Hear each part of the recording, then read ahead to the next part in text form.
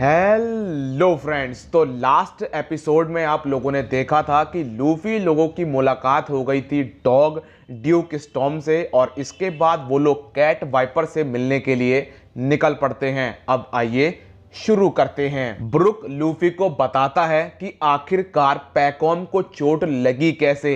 तो वो बताता है कि पैकॉम बहुत ही शांति तरीके से पूरे मामले को निपटाना चाह रहे थे, लेकिन बैजी पैकॉम के ऊपर हमला कर देता है, जिस वजह से वो ऐसी हालत में पहुंच जाते हैं। जिसके बाद लूफी लोगों के ऊपर मिंक आइलैंड के जो मच्छर होते हैं वो हमला कर देते हैं, लेकिन ये लोग उनको मसल देते हैं। इसके बाद ब्रुक ने कैट वाइपर के लिए एक गाना बनाया होता है, तो वो हम सबको वो गाना सुना रहा होता है, और फिर ये लोग पहुंच जाते हैं कैट वाइपर के इलाके में। रॉडी लूफी से माफी मांगता है अपने व्यवहार के लिए। इसके बाद मैदान में आता है पेड्रो। वो भी लूफी का शुक्रिया अदा करता है और वो बोलता है कि बिपो और उसका क्रू तुम्हारा जंगल में वेट कर रहे हैं। लूफी बोलता है कि मैं उनसे बाद में मिल लूंगा, पहले मुझे कैट वाइपर और पैकॉम से मिलना है। तो पेड्रो लूफी को बताता है कि पैकॉम अब होश में आ चुका है और तुम उससे जाकर मिल सकते हो। चॉपर बोलता है कि लूफी मैं जा रहा हूं क्योंकि मुझे कैट वाइपर की चिंता हो रही है, लेकिन वहां पर एक मिंक रेनडियर भी होती है जिसे देखकर हमारा चॉपर पिघल जाता है। इसके बाद हमें कैट वाइपर दिखाया जाता है जो कि नहा रहा होता है। चॉपर उसे बोलता है कि तुम्हें नहाना नहीं चाहिए था, नहीं तो तुम्हारे जो चोटें हैं वो फिर दोबारा खुल जाएंगी। और वैसा ही होता है कि कैट वाइपर की चोटें फिर दोबारा खुल जाती हैं और उसे फिर दोबारा चॉपर इंजेक्शन लगा देता है। पैकॉम लूफी को बताता है कि अब मैं ठीक हूं, लेकिन मुझे पता है कि सांजी को वो लोग अपने साथ ले गए। वैसे भी सांजी उस शादी से बच नहीं सकता है। जिसके बाद लूफी बोलता है कि ये शादी करवा कौन रहा है। पैकॉम बोलता है कि ममा और विंस्मोक फैमिली के फादर। जिसके बाद नामी बोलती है कि उनके फादर कैसे हैं। पैकॉम बताता है कि उनके फादर काफ़ी फेमस हैं। जिसके बाद पैकॉम बोलता है कि क्या तुमने कभी जर्मा 66 का नाम सुना है, जिनको वॉर मोंगर्स भी बोला जाता है। नामी बोलती है कि वो तो एक मिथिकल इविल आर्मी है ना। पैकॉम बोलता है कि वो सच में है और विंस्मोक फैमिली उसमें टॉप पर है। सही मायने में विंस्मोक फैमिली एक हत्यारी है। लूफी पैकॉम से बोलता है कि मुझे इससे कुछ भी लेना देना नहीं है, मैं बस ये जानना चाहता हूं कि क्या वो वापस आएगा या नहीं आएगा। अगर उसे शादी करनी है तो उसकी मर्जी है, लेकिन मैं एक बात तुम्हें बता देता हूं कि मैं कभी भी बिग मॉम का सबॉर्डिनेट नहीं बनूंगा, और अगर ये शादी होती है तो तुम मेरे सबॉर्डिनेट बनोगे।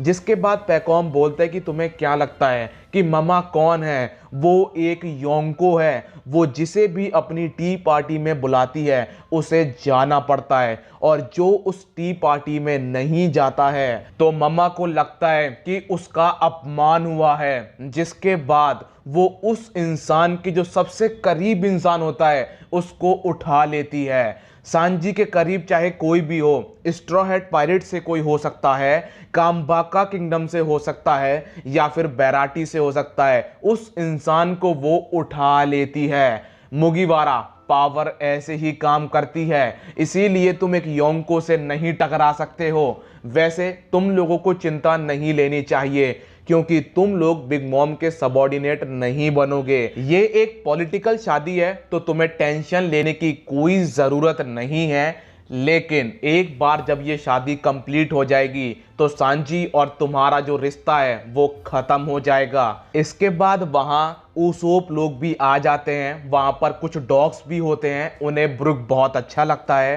कैट वाइपर भी वहाँ पर आ जाता है और वो लूफी को गारचू करता है। फिर मैदान में लॉ आता है और वो अपने पूरे पायरेट क्रू को लूफी से मिलवाता है।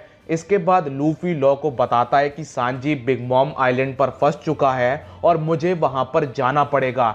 तो जो हम लोग काइडो पर हमला करने वाले थे हम उसको थोड़ा सा डिले करेंगे। जिसके बाद लॉ बोलते हैं कि हम डिले तो कर सकते हैं और अपने आप को यहाँ पर छुपा भी सकते हैं, लेकिन उन्हें हमारी पोजीशन पता है। तो अगर काइडो ने यहाँ पर हमला किया तो इस बार ये आइलैंड नहीं बचेगा।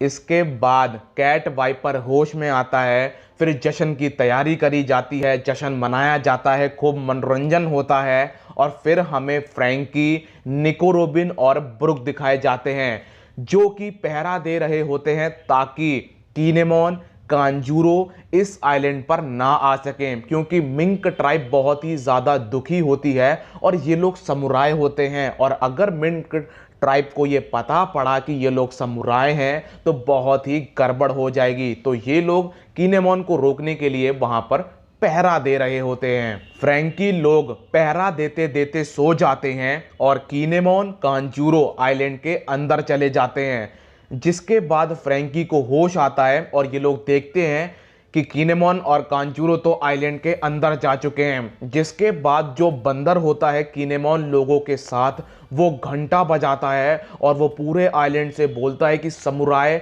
मैदान में आ चुके हैं। जिसके बाद डॉग ड्यूक स्टॉर्म मैदान में उतर आता है और कैट वाइपर भी मैदान में उतर जाता है और इस बार ये दोनों बहुत ही ज़्यादा गुस्सा होते हैं। नामी लूफी को उठाती है। इसके बाद हमें कीनेमोन और कांजूरो दिखाए जाते हैं जो कि बोल रहे होते हैं यार ये घंटे बहुत तेज बज रहे हैं और बहुत देर से बज रहे हैं।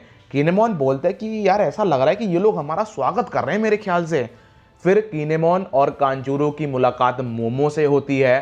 कीनेमोन बोलता है कि मोमो तुम अकेले हो, बाकी सब लोग कहाँ हैं? मोमो बोलता है कि मेरी उनसे बहुत दिनों से मुलाकात ही नहीं हुई है। तो कीनेमोन और कांजूरो मोमो को लेकर आगे निकल जाते हैं। इसके बाद हमें दिखाया जाता है कि कैट वाइपर मैदान में पहुंचता है तो पेड्रो एक जंप मारता है और पूरे इलाके में नज़र घुमाता है, लेकिन तभी उसकी नज़र पड़ती है कि सुबह हो चुकी है और ड्यूक डॉग स्टॉर्म मैदान में आ चुका है। तो वो ऐसे बिहेव करता है जैसे मैंने ड्यूक को देखा ही नहीं है। लेकिन अब ड्यूक और कैट वाइपर का आमना सामना हो जाता है। इसके बाद हमें दिखाया जाता है कि ड्यूक और कैट वाइपर ने अपना हाथ और पैर कैसे खोया। जैक ने ड्यूक डॉग स्टॉर्म का पैर काट दिया होता है और जो उसके सोल्जर्स होते हैं उन्होंने कैट वाइपर का हाथ काट दिया होता है। इसके बाद ये दोनों आपस में टकरा जाते हैं। तभी कीनेमोन मैदान में आता है और बोलता है कि तुम लोग रुक जाओ। लेकिन ड्यूक डॉग स्टॉर्म और कैट वाइपर की नज़र जैसे ही कीनेमोन के ऊपर पड़ती है, उन दोनों को गुस्सा आता है और वो उसकी तरफ बढ़ रहे होते हैं। तभी कीनेमोन बताता है कि मैं हूँ लैंड ऑफ वानो से, मैं कुजुकी क्लैन का सेवक हूँ और मेरा नाम है कीनेमोन। डॉग और कैट की आंखें नम हो जाती हैं और वो कीनेमोन से बोलते हैं कि राइजो ठीक है। इसके बाद ऊसोप की आंखें भी नम हो जाती हैं कि जब तुम लोगों को पता था कि राइजो यहीं पर है, फिर भी तुम लोगों ने इतना डैमेज झेला। कैट वाइपर बोलता है कि कुजुकी क्लैन और मिंक ट्राइब के रिश्ते बहुत पुराने हैं और यहीं पर एपिसोड ख़त्म हो जाता है। मिलता हूँ नेक्स्ट वीडियो में, जब तक के लिए अपना ख्याल रखिए, कोरोना से सावधान, गुड बाय।